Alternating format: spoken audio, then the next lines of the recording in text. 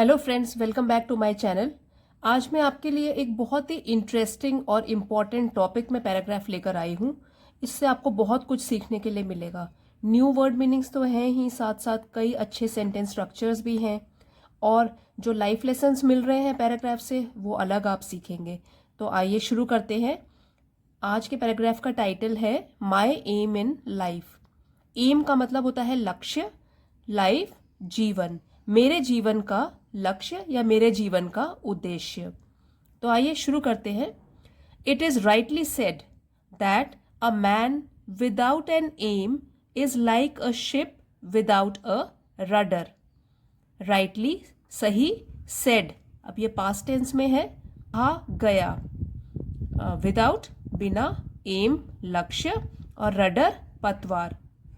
ये सही कहा गया है कि एक व्यक्ति जिसके जीवन में कोई लक्ष्य ही नहीं है तो वो एक ऐसी नाव के समान है, वो एक ऐसी नाव के जैसा है जिसमें कि पतवार नहीं होती है।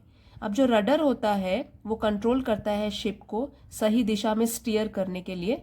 तो जब उसमें रडर ही नहीं होगा, पतवार ही नहीं होगी, तो वो किस डायरेक्शन में जाएगा? तो वो तो लाइफ उसके कंट्रोल में ही नहीं होगी। शिप की अपनी मूवमेंट उसके कंट्रोल में नहीं होगी। तो इसी तरीके से अगर इंसान के जीवन में कोई लक्ष्य ही नहीं होता तो वो एक ऐसी शिप के जैसा होता है, ऐसी नाव के जैसा होता है जिसमें कि पतवार नहीं होती। As a rudderless ship keeps on drifting and is at the mercy of the wind and waves, so even if it doesn't sink, it can't reach its destination. Rudderless पतवार रहित, शिप नाव, ड्रिफ्टिंग यहाँ वहाँ भटकना, mercy मेहरबानी, wind and waves हवा और लहर, sink डूबना, destination मंजिल। As a rudderless ship keeps on drifting and is at the mercy of the wind and waves, जैसे कि एक पतवार रहित नाव यहाँ वहाँ भटकती रहती है और हवा और लहरों की ही मेहरबानी पर होती है कि हवा जहाँ ले जाए, लहरें जहाँ ले जाएं, बस उसी दिशा में चल जाएगी, उसके ऊपर अब कंट्रोल ही नहीं है। तो उस तरीके से जिस तरीके से एक पतवार रहित नाव यहाँ वहाँ भटकती रहती है और हवा और लहरों की ही मेहरबानी पर चलती रहती है, so even if it doesn't sink, तो चाहे वो पानी में न डूबे, it can not reach its destination, वो अपनी मंजिल तक नहीं पहुंच पाएगी। सिमिलरली इसी तरह a man without a definite aim can not succeed in life as he always lives in confusion. इसी तरह सिमिलरली इसी तरह एक इंसान जिसकी लाइफ में, जिसके जीवन में एक निश्चित लक्ष्य है ही नहीं, वो सफल नहीं हो सकता। एज क्योंकि वो हमेशा, उसका जीवन हमेशा एक भ्रम में रहेगा, वो किसी भ्रम में ही जीता रहेगा, क्योंकि उसकी जब लाइफ में कोई लक्ष्य ही नहीं है तो वो डिसाइड नहीं कर पाएगा उसके लिए क्या सही है क्या गलत है और सही दिशा कैसे मिलेगी उसको। So it is important for every person to have a definite aim in life. इसलिए ये बहुत ही जरूरी हो जाता है सभी लोगों के लिए कि अपनी जिंदगी में वो एक निश्चित लक्ष्य को तय कर लें, कि उनके जीवन का उद्देश्य क्या है वो समझ लें। It gives your life a purpose and meaning. Life जीवन, योर लाइफ आपके जीवन को, पर्पस उद्देश्य, मीनिंग मतलब। अब जब आप डिसाइड कर लेते हैं कि आपके जिंदगी का उद्देश्य क्या है तो ये आपको, आपके जीवन को एक उद्देश्य और कुछ मतलब भी प्रदान कर देता है, दे देता है। My aim in life is to become an army officer. Aim उद्देश्य या लक्ष्य, और आर्मी ऑफिसर सेना में अधिकारी। मेरे जीवन का उद्देश्य है कि मैं बड़े होकर सेना में एक अधिकारी बनूं, आर्मी में एक ऑफिसर बनूं। I have a lot of family members who have served in the army. Served सेवा कर चुके हैं। अब देखिए हैव सर्व्ड, ये वाला जो स्ट्रक्चर है ये है प्रेजेंट परफेक्ट, क्योंकि उसमें हैज़ और हैव के साथ वर्ब की थर्ड फॉर्म लगती है। So who have served in the army, मेरी फैमिली में, मेरे परिवार में कई सदस्य ऐसे हैं जो कि आर्मी में, सेना में सेवा कर चुके हैं। आई हैव, देखिए कॉन्ट्रैक्टेड फॉर्म है, यहाँ अपॉस्ट्रोफी लगा है, तो ये कॉन्ट्रैक्ट दो शब्दों को जोड़ के एक शॉर्ट फॉर्म बना लिया, उसको बोलते हैं कॉन्ट्रैक्टेड फॉर्म, और अपॉस्ट्रोफी जोड़ देते हैं। तो अपॉस्ट्रोफी दो चीज शो करता है, एक तो पोजेशन शो करता है, जैसे कई बार आप किसी भी पैराग्राफ के टाइटल में देखते होंगे तो पोजेशन शो करता है, और एक है कॉन्ट्रैक्टेड फॉर्म को भी दिखाता है। तो यहाँ पे तो कॉन्ट्रैक्शन है, अगर हम इसको खोल के लिखेंगे वो होगा I have always been fascinated by the armed forces. Fascinated means मुझे आकर्षित किया है, और सेना ने हमेशा से ही आकर्षित रहा हूं आर्म्ड फोर्सेस के लिए। आर्म्ड को हिंदी में बोलते हैं सशस्त्र, और फोर्सेस सेना। तो सशस्त्र बल जो होते हैं उसमें मैं उनकी तरफ हमेशा से ही मैं आकर्षित रहा हूं। Role of an army officer embodies values such as discipline, leadership, courage and selflessness. Role भूमिका, एम्बॉडीज प्रतीक है, वैल्यू गुण या मूल्य, डिसिप्लिन अनुशासन, लीडरशिप नेतृत्व करना, करेज साहस, सेल्फलेसनेस अगेन ये सेल्फिश का ऑपोजिट है, स्वार्थ रहित, स्वार्थहीन। तो अब देखते हैं क्या मीनिंग बना। The role of an army officer embodies values such as discipline, leadership, courage and selflessness. एक सेना में जो अधिकारी होता है वो इतने सारे गुणों का प्रतीक होता है, जैसे कि अनुशासन, नेतृत्व, साहस और स्वार्थहीनता। इन सभी गुणों का वो आर्मी ऑफिसर एक प्रतीक होता है। जो उसका रोल होता है, जो उसकी भूमिका होती है, उसमें ये सब चीजों का होना बहुत जरूरी है। I find great inspiration in the dedication and sacrifice displayed by men and women। इसको कैसे बोलेंगे हम? women, women नहीं बोलेंगे, ये प्लूरल है। तो अगर सिंगल होता है WOMAN तो हम बोलते हैं women, और WOMEN को बोलते हैं women। in uniform, sacrifice displayed by men and women in uniform and I am eager to follow their footsteps। Inspiration प्रभावित किया है, डेडिकेशन समर्पण, सैक्रिफाइस त्याग, डिस्प्ले प्रदर्शित करना, मेन एंड वीमेन तो आपको पता है आदमी और औरतें, यूनिफॉर्म वर्दी में, ईगर इच्छुक, फॉलो पीछा करना, फुटस्टेप्स पैरों के निशान, या बोल सकते हो पद चिन्हों पर चलना। तो अब इसका मीनिंग देखते हैं।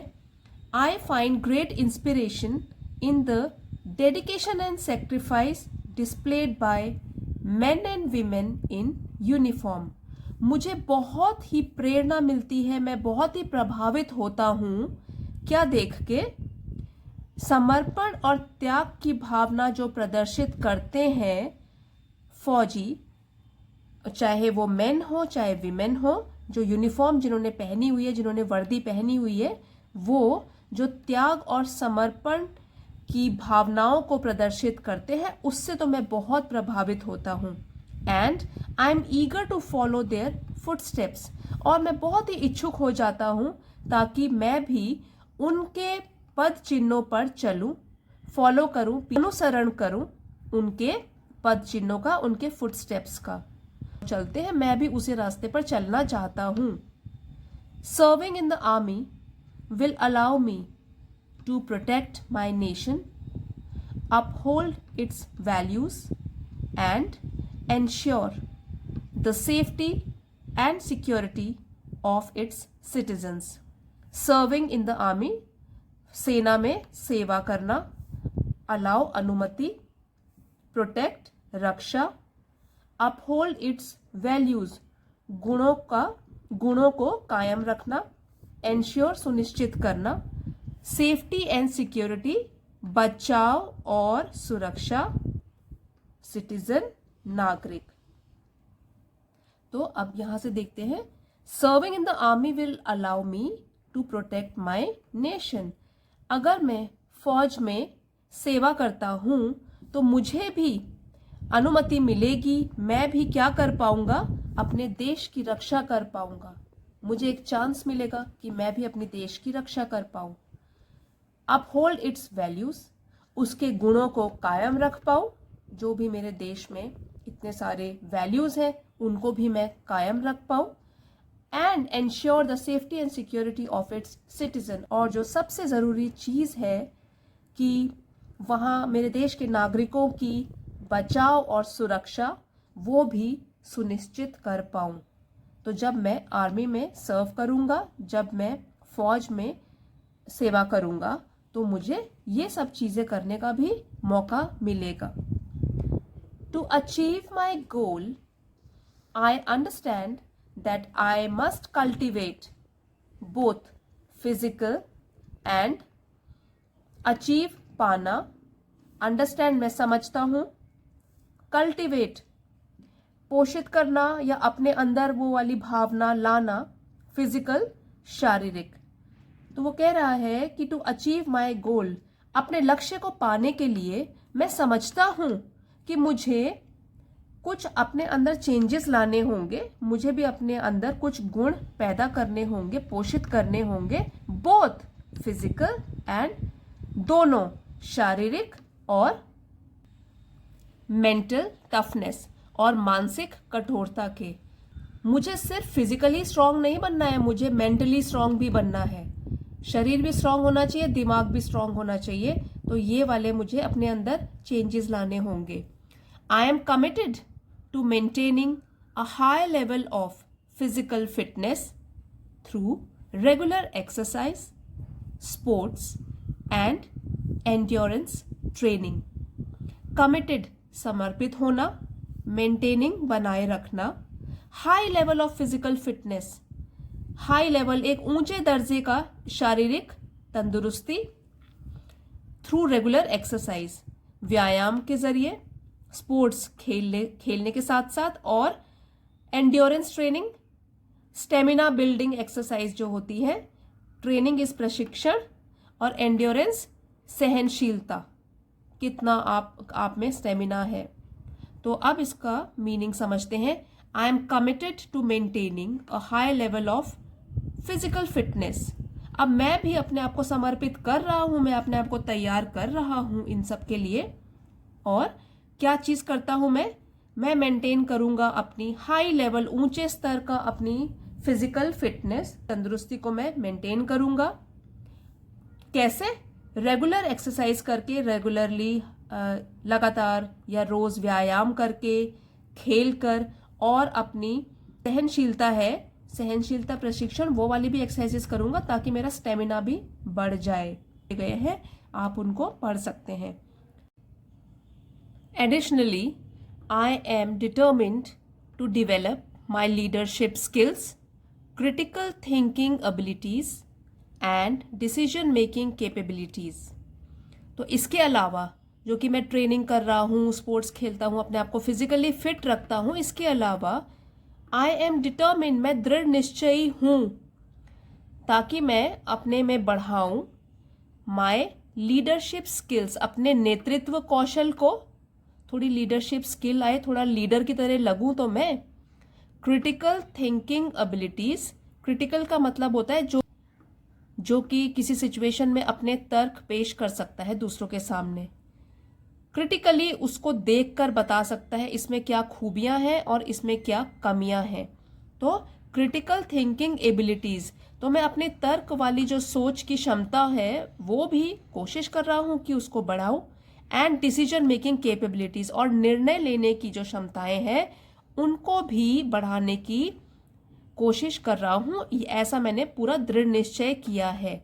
मैं बिल्कुल दृढ़ निश्चयी हूं इसके बारे में कि फिजिकल फिटनेस के साथ साथ मैं ये वाली चीजें भी, क्वालिटीज अपने में लाऊं जो कि बहुत जरूरी है फौज में जाने के लिए। Critical thinking abilities, leadership skills and decision making capabilities. इसको आप अंडरलाइन भी कर सकते हैं, ये बहुत ही इंपॉर्टेंट क्वालिटीज़ हैं। तो ना ही आर्मी में जाने के लिए, अदरवाइज ऑल्सो ये सबके पास ये वाली क्वालिटीज़ होनी चाहिए। Engaging in activities such as participating in leadership programs, joining the school cadet corps, and seeking mentorship from experienced military personnel will help me hone these skills. Engaging, जब मैं इसमें डूब जाऊंगा इन सारी गतिविधियों में, एक्टिविटीज़ में, जैसे कि पार्टिसिपेटिंग, भाग लेना, लीडरशिप प्रोग्राम्स, नेतृत्व वाले कार्यक्रम, स्कूल कैडेट कोर जो एनसीसी होता है स्कूल में, उसको ज्वाइन करके, एंड सीकिंग मेंटोरशिप और मार्गदर्शन लेना फ्रॉम एक्सपीरियंस मिलिट्री पर्सनल, अनुभवी सैन्य कर्मियों से, जिनको अनुभव है, जो पहले काम कर चुके हैं फौज में, हेल्प मी, मदद करेंगे, होन दीज स्किल्स, मेरे ये सभी कौशल सुधारने में। इसको कहते हैं होन, हॉन नहीं कहते हैं, होन। और ये है कैडेट, कैडेट नहीं बोलते हैं, कैडेट। और ये जो स्पेलिंग है, इसको तो बहुत सारे स्टूडेंट्स गलत प्रोनाउंस करते हैं। दिस इज RPS, इसमें साइलेंट होता है P, कोर। इसको क्या बोलेंगे? Corps, school cadet corps. तो ये आपको ध्यान रखना है। तो engaging in activities such as participating in leadership programme, अब अपने आप को मैं व्यस्त रखूंगा ऐसी गतिविधियों में भाग लेके, ऐसे प्रोग्राम्स या कार्यक्रमों में भाग लेके जैसे कि जिसमें मेरी लीडरशिप क्वालिटीज डेवलप हो सके, नेतृत्व वाली क्वालिटीज, ताकि मैं, मतलब अगर ग्रुप एक्टिविटी है तो उसमें मैं इनिशिएटिव लूं, पहल लूं और एक लीडर का रोल अदा करूं, तो थोड़ी सी मेरे पास लीडरशिप क्वालिटीज बढ़ेंगी। तो मैं कोशिश कर रहा हूं कि मैं अपनी लीडरशिप प्रोग्राम्स में भाग लेके अपना ये वाली क्वालिटी अपने में लाऊं। Joining the school cadet core, school में भी अगर मिलता है मौका तो एनसीसी ज्वाइन करूं, नेशनल कैडेट कोर जो स्कूल लेवल पे होता है, स्कूल कैडेट कोर, उसको ज्वाइन करूं। और seeking mentorship from experience military personnel, और जो अनुभवी सैन्य कर्मी हैं, जिन्होंने पहले से सेवा कर ली है आर्मी में, जो उनको काफ़ी एक्सपीरियंस है, उनसे भी मार्गदर्शन लेने के कुछ टिप्स लूं। तो ये सब मैं अपनी तरीके से पूरी कोशिश कर रहा हूं। और ये सब करने से क्या होगा कि जब मैं लीडरशिप प्रोग्राम को ज्वाइन कर लूंगा, मैं एनसीसी में भी पार्ट लूंगा और मैं जो अनुभवी लोग हैं उनसे भी कुछ टिप्स लूंगा, विल हेल्प मी होन दीज स्किल्स। तो उससे क्या होगा, इन सब से मेरे सारे कौशलों में सुधार आएगा और मेरा डेवलपमेंट होगा, मैं कुछ ना कुछ सीखूंगा। तो मैं अपनी तरफ से सारी कोशिश कर रहा हूं। The path to becoming an army officer is not without challenges. Path, रास्ता, विदाउट, बिना, चैलेंजेस, चुनौती। तो जो ये रास्ता है आर्मी ऑफिसर बनने का, ये चुनौतियों से भरा हुआ है, ये बिना चुनौतियों का नहीं है। काफी मुश्किलें आएंगी, ये मुझे पता है। It requires dedication, perseverance and a willingness to put the needs of the nation before personal desires. Dedication, समर्पण, परसिवरेंस, एक दृढ़ता या कोई जिद कि बस हार नहीं मानेंगे, अब पीछे पड़े रहेंगे। एंड अ विलिंगनेस, इच्छा किस चीज की? Put the needs of nation, राष्ट्र की जो आवश्यकताएं हैं, बिफोर, पहले, पर्सनल डिजायर्स, व्यक्तिगत जो इच्छाएं हैं। तो अब इसका मीनिंग समझते हैं। इट रिक्वायर्स डेडिकेशन, परसिवरेंस, कैसे पढ़ेंगे इसको? Perseverance, perseverance, and a willingness to put the needs of the nation before personal desires. अब इसके लिए और एक चीज की जरूरत पड़ती है, वो क्या है?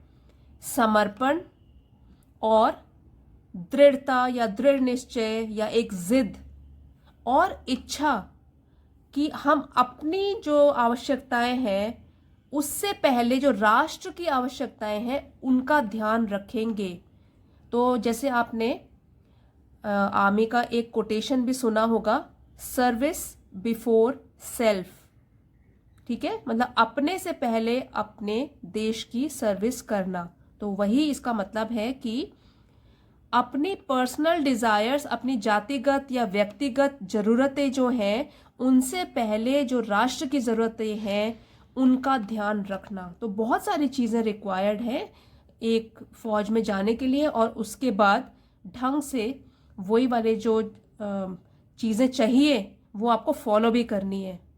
I am prepare to undergo rigorous training, face physical and mental hardships and make sacrifices to fulfill my duty.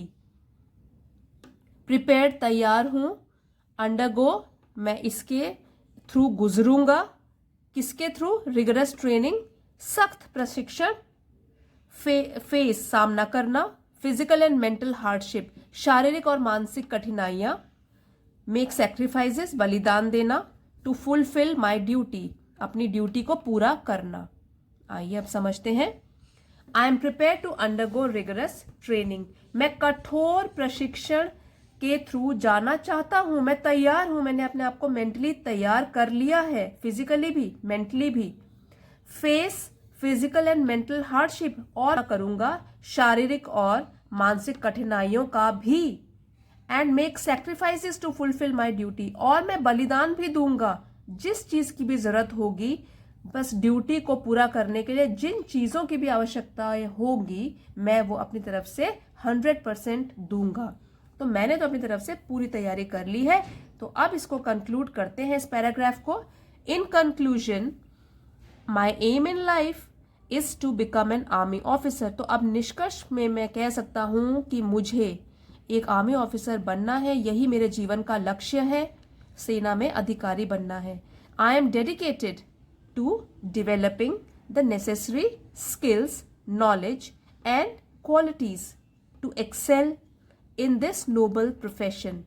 और मैं समर्पित, डेडिकेटेड समर्पित, डेवलपिंग विकास, नेसेसरी स्किल आवश्यक जो कौशल है, रिक्वायर्ड नॉलेज ज्ञान, क्वालिटीज गुण, और एक्सेल उत्कृष्ट बनना, सर्वोत्तम बनना, सबसे अच्छा बनना, इन दिस नोबल प्रोफेशन इस नेक पेशे में। I am dedicated to developing the necessary skills, और मैं अपने आप को समर्पित कर रहा हूं ताकि मैं ऐसी स्किल, ऐसे गुणों का, ऐसे कौशल का विकास कर सकूं, ऐसे आवश्यक जो कौशल हैं, रिक्वायर्ड है, उनका विकास कर सकूं।